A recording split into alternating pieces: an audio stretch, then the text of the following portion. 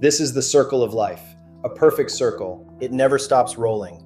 It never has, and it never will. It doesn't care whether you're happy or heartbroken, healthy or sick, successful or struggling. Life keeps rolling. Now look at the circles inside. They represent your marriage, your relationships, your children, your career, your health, and every responsibility you carry. For life to move smoothly, these circles need to work together. But most of us spend our lives jumping from one circle to another, trying to fix our spouse, our children, our friends, our coworkers, while life quietly rolls on without us. And yet, there's one circle that determines how every other circle in your life moves, the one at the center, the one most of us rarely enter, the only circle you can truly change, yours. You only get one life. Don't spend it chasing circles that were never yours to fix. Step into your own circle, reflect, find your weaknesses, strengthen it, take responsibility for it, and roll with life, making the most of the one and only chance you'll ever have in this world. Now, I'll let Mehdi take it from here. Today's question comes from Jawed. Jawed asks, why do I procrastinate? Well, Jawed, most people believe procrastination happens because they're lazy or because they don't have enough time. But I don't believe that's the real reason. To understand procrastination, we first need to understand how the mind works. Your mind isn't lazy. In fact, it's working for you 24 hours a day, constantly solving problems, looking for danger, planning ahead, replaying conversations, and imagining possible futures. Here's where things get interesting. When you vividly imagine a problem, your mind often reacts as though it's happening right now and needs your attention. And that's where procrastination begins. Imagine you're sitting at home and you need to replace a light bulb. That's the task at hand. Simple. It should only take 5 minutes.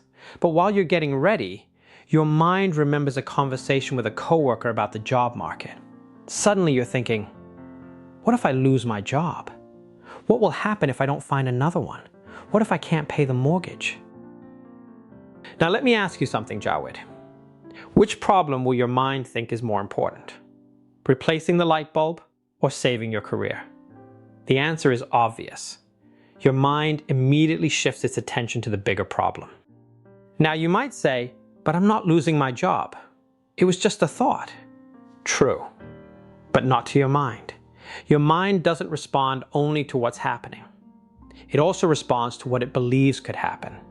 To the mind, the past and the future can feel just as urgent as the present. If it perceives a problem, it immediately goes to work trying to solve it, whether that problem exists in reality or only in your imagination. That's why we replay arguments from years ago and experience the same anger, frustration, or hurt, as though they're happening right now. That's why we feel the pain of failure that hasn't happened. That's why worst-case scenarios can feel so real. To you, they're just thoughts. To your mind, they're problems that demand attention right now. Imaginary problems rarely have a finish line. Every time your mind finds an answer, another question appears. What if that doesn't work? What if something else happens? Imagination has no limits. So your mind keeps searching, keeps analyzing, keeps worrying. And while it's busy solving problems that don't exist yet, life keeps moving forward. The light bulb never gets changed. Then another task arrives, and another. Before you know it, you are facing a mountain of incomplete tasks demanding your attention. Here's something most people never realize. Your mind is one of the biggest consumers of energy in your body. When it's constantly worrying, replaying the past, or imagining the future, it leaves you mentally exhausted, physically drained, and then even changing a light bulb feels overwhelming. And procrastination becomes the only option. Here's the good news, Jawed. Your mind is incredibly powerful, and it's trainable. It follows the direction you repeatedly give it. If you constantly send it into the past, it will keep wasting your time and energy replaying the past. If you constantly send it into the future, it will keep worrying about the future till you're exhausted. But you can teach it to return to the only place where life can actually happen. Your circle of life. Inside your circle, there's only room for two things: you and the task at hand. Nothing else belongs there. No imaginary arguments. No worst-case scenarios. No conversation that hasn't happened. Just you and what needs to be done right now. And that's where your power lies.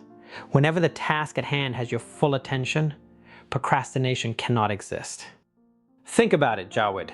Can you experience life tomorrow? Can you experience happiness yesterday? Can you learn, grow, love, or create outside the task at hand? You can't. Everything you've ever experienced has happened while completing this task. Life has always been there, right in front of you. If the light bulb needs replacing, then at that moment, replacing the light bulb must be the most important task in your circle of life. Not because it's a light bulb. Because at that moment, that's what the task at hand is, and that's where life is happening. If you're writing a report, write the first paragraph. If you're studying, study the next page. If you're having dinner with your family, put your phone away and be fully present. Complete the task that's real, not the one your imagination created. Because imaginary problems are a waste of real time, real energy, and real life. So Jawed, this is what you must do every time your mind drifts into imaginary problems. Don't fight it. Acknowledge it as nothing more than a thought. Then ask yourself, what's the task at hand? Then return to it. Again and again and again. Over time, your mind begins to follow your lead. Next time when you're procrastinating, ask yourself, what imaginary problem is my mind trying to solve? Then, bring your attention to the task at hand, because that's where your greatest power has always been. One last thought, Jawed. The mind only procrastinates when it believes there's a more important task than the one in front of you.